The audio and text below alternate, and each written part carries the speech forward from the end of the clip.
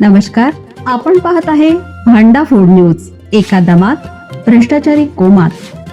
Social media, कर्जबाजारी, गुन्हेगारी, सट्टेबाजी, चोरी, मटका, जुगार, दारू, सावकारशाही, न्यायाच्या प्रतीक्षेत प्रशासन.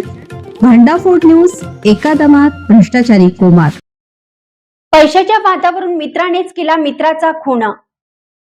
घटनेमुळे अतिग्रे व चोकाक परिसरात भीतीचं वातावरण.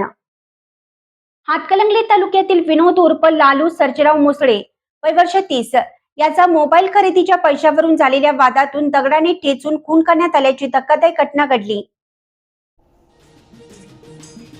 सायंकाळी कोल्हापूर सांगली मार्गावरील चोकाक येथील पुलाखाली ही घटना उघडकीस आली.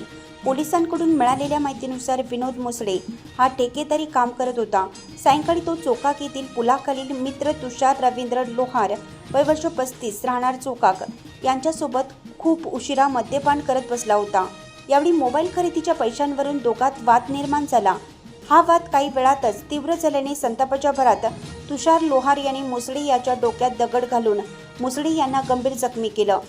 हल्ल्यानंतर आरोपी घटनास्थळावरून पळून गेला.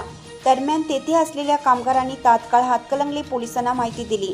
माहिती मिळताच पोलीस निरीक्षक शरद मेघाणे व त्यांच्या पथकाने घटनास्थळी धाव घेत जखमी मुसळे यांना उपचारासाठी कोल्हापूर येथील CPR रुग्णालयात पाठवलं.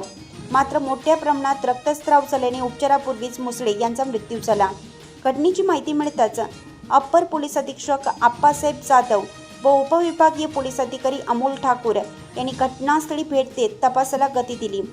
चोकाक पुलाखाली परिसरात व्यसनी लोकांचा वावर असल्याने अशा प्रकारच्या घटना घडल्याची चर्चा नागरिकात होत आहे.